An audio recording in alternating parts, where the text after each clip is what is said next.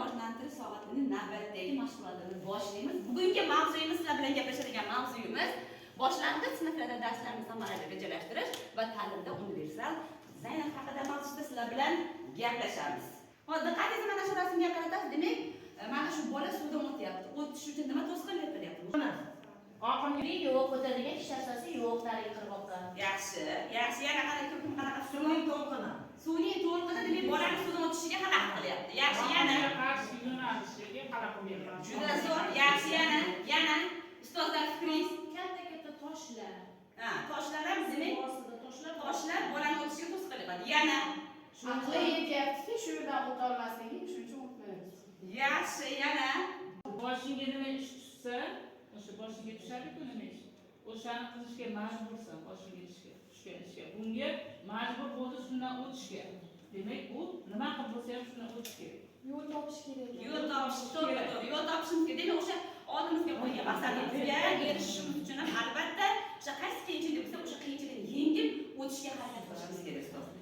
Tushunarli bo'ldi, davom etamiz.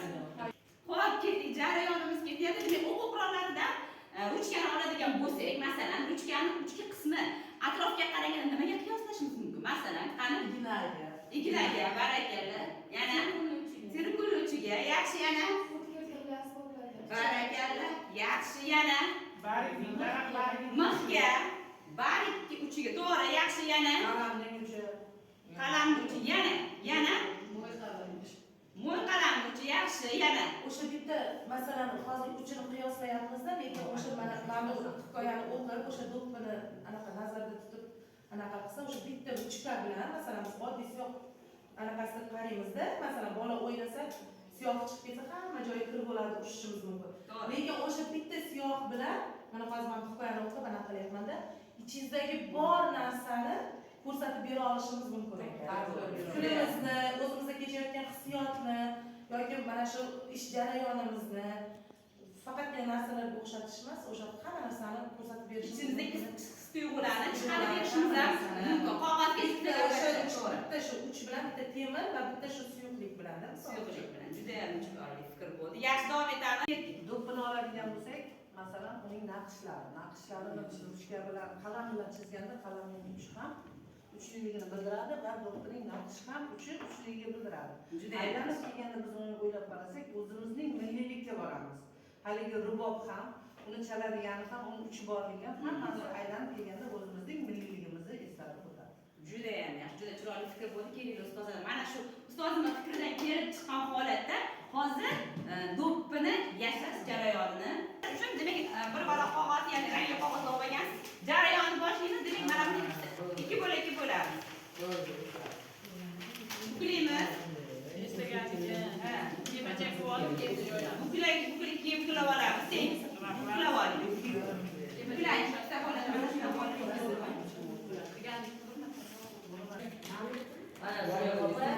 Berdim mana sizni.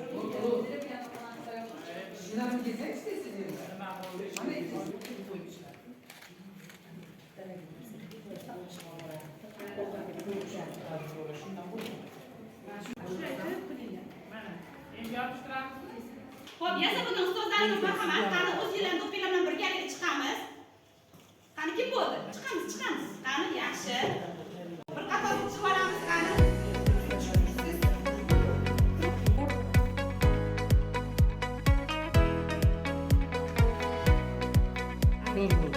Zo'r ustozlar. Keyingi mashg'ulotimizga o'tamiz, hurmatli ustozlar. Keyingi mashg'ulotimizda maxsus mana shunday qog'ozlarni tarqataman. Bu qog'ozda bizning darsligimizdagi qahramonlarimizdan bittasi bizga topshiriq beradi. Bu topshirig'imiz sifat so'z turkumi bilan ot so'z turkumiga aralashgan so'zlarimiz berilgan. Bularni o'z ustuniga yozasiz va uni taxlash holatiga kelsangiz, qaysi qahramon ekanligini bilib olamiz. Demak, birinchi bajargan guruhimiz rag'batlantiradi. Tayyor bo'lsangiz, sizga maxsus qog'ozlarni tarqataman. Ruchkada yozamizmi? Ruchkada yozasiz va qaysi qahramon ekanligini topamiz. Vaqt ketdi, boshladik ustozlar. Ona, yaxshi.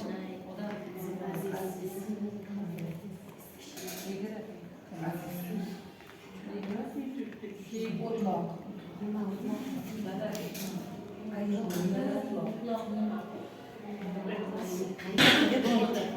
Demak, uchinchi guruhimiz tayyor. Qaysi qahramonimiz ekan? Madina qahramon. Endi ochamiz, men o'qib berasiz. Qani, ot so'z turkumi va sifat so'z turkumini to'g'ri tahlil qilib yozdingizmi yoki yo'qmi? O'qing, sifatga. Zilol, ko'mko'k, aziz, ayyor, chiroyli, rost. Ot, kelin, tulki, ona, suv, so'z va o'tloq. Juda ham yaxshi. Demak, qartaychalik qo'yamiz sifatlarga barakalla. Xo'p, ikkinchi guruhimiz ham bo'lishdi qani? Qaysi qahramon ekan? Madina. Yaxshi, o'qiymiz so'zlarni. Ochib o'qing. Sifat so'z turkumiga Sifat so'z turkumiga achchiq, ziyoli, egri, keng, tinch, baxtli. yaxshi. Ot so'z turkumiga qalampir, odam, dala, yo'l, yurt. Yaxshi, qartaychalik qo'yamiz so'zlarni. Zo'r, yaxshi. Xo'p, yaxshi. Birinchi guruhimizni qani sizlar ekan tayyorlikda o'qiymiz. Ot so'z turkumiga olma, kitob, maktab, vatan, sardor. Yaxshi. Sifat so'z turkumiga oq, keng, moviy, shirin, egri, dono. Juda ham yaxshi. Qartaychalik qo'yamiz so'zlar. Barakalla. Ofarin. Xo'p, demak, hurmatli ustozlar, keyingi mashg'ulotimizga o'tamiz. Keyingi mashg'ulotimiz ona tili darsiga bog'langan. Hozir qo'lingizga o'tirgan mavzu, ya'ni ona tiliga oid bo'lgan mavzulardan bittadan atama beraman sizni qo'lingizga va o'rtada o'tirgan ustozimiz ko'zini yumadi-da, musiqa qo'yilgan paytda siz aylanasiz. Musiqa to'xtagan paytda ustozimiz ko'zini ochadi. Qaysi o'qituvchi ustoz to'g'risiga kelib to'xtasa, o'sha atamani ko'rsatadi va o'sha atamaga 3 ta ma'lumot aytishingiz kerak bo'ladi. Demak, ustozlarimizning qo'llariga atamalar tarqatildi. Ustoz ko'zingizni yumasiz siz. Musiqa sadosi ostida aylanamiz. Ketdik. Qani ketdik. Musiqa to'xtaganda ochasiz. Musiqa to'xtaganda ochasiz.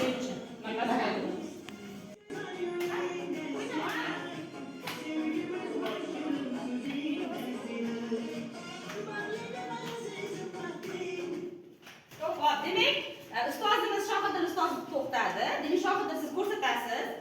Ketdik. Demak, qaysi atama chiqdi ustoz sizga? Qo'shimcha. Qo'shimcha haqida 3 ta ma'lumot aytishingiz kerak bo'ladi. Ketdik. So'zga so'z qo'shimcha. To'g'ri.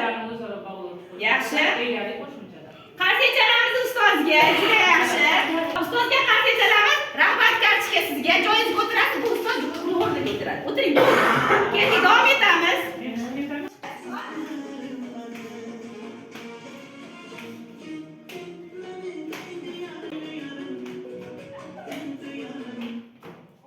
Demak, ustozimiz keldi, Shohiddin ustoz to'g'riga ko'rsatamiz. Qaysi atama ekan? Son atamasiga demak 3 ta ma'lumot aytishingiz kerak bo'ladi. 3 ma'lumot Son ekan, demak son so'z turkumiga kiradi. to'g'ri. Ikkinchisi ikkiga bo'lib o'rganamiz, ya'ni Ikkinchisi salomni bildiradi, tartibini bildiradi. Uchinchisi ma'lumot gapda. Nechanchi, qancha, keyin nechta ishtiroklarni berib topamiz. Ustozga qartaychalarimiz yaxshi. Rahmat kartochka beramiz va o'rniga Zulfiya ustozimiz o'tiradi. Ketdik. Keyin buni beramiz, siz o'tirib olasiz. Hozir uchinchi.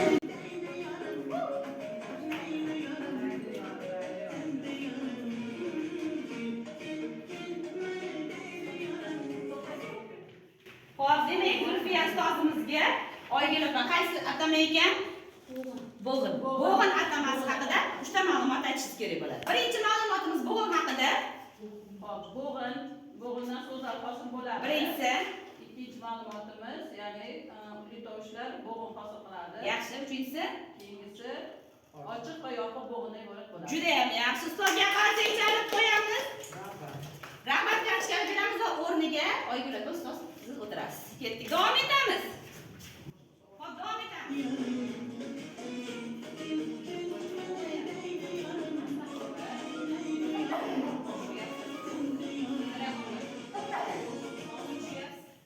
Xo'p, qani Oygul opa ustozga qaysi atama? Sifat. Ustoz sifat haqida demak 3 ta ma'lumot. Сфат, имя прилагательное. Yaxshi. Прилагательное – это служебная часть речи. Ясно. Обозначает признак предметов и отвечает на вопрос какой, какая, какие, какой. Juda ham yaxshi ustoz. Qartaychalarimiz rahmat kartochka beradi va o'rnini Didora ustozimiz egallaydi. Davom etamiz, ketdik.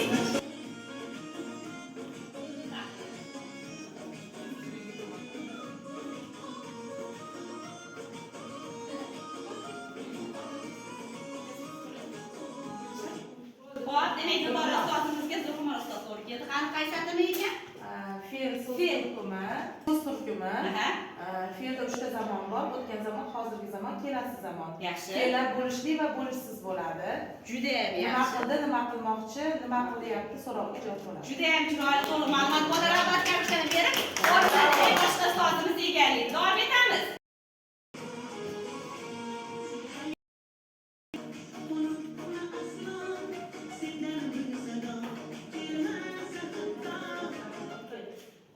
Yaxshi, demak Zulxumor ustozga qaysi? Gap haqida 3 ta ma'lumot aytasiz. Xo'p, birinchi ma'lumot ustoz. Birinchi ma'lumotimiz gap so'zlardan tashkil topgan. Gap maqsadiga ko'ra 3 turga bo'linadi. Darak gap, so'rov gap, undov gap. Gaplardan o'zaro bog'langan gaplardan matn tuzib bo'ladi. Juda ham yaxshi. Ustozga rag'bat berishga berib, o'rnini demak boshqa ustozimiz egallaydi. O'tirib olamiz. Aylanib o'tirishga hojat yo'q, chunki bitta ma'lumotimiz qoldi. Nima ekan ustoz? Matn haqida demak 3 ta ma'lumotni aytishingiz kerak bo'ladi. Matn. Atamalik 3 ta ma'lumot. Это текст.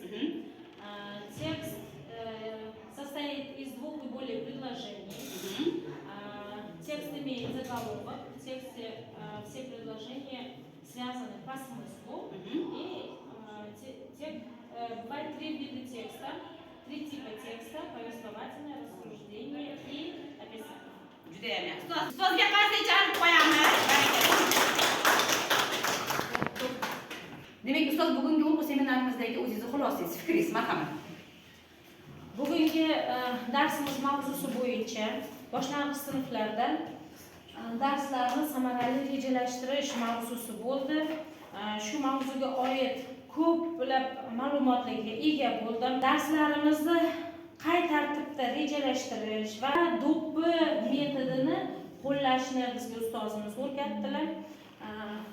Va o'sha do'ppidagi naqshlarni, u do'ppini faqatgina yasab nima emas, hayotda qo'llab va qanday his qilyapmiz, o'sha do'ppidagi naqshlarni va nima bilan moslashtiryapmiz, shu narsalarni o'rgandik.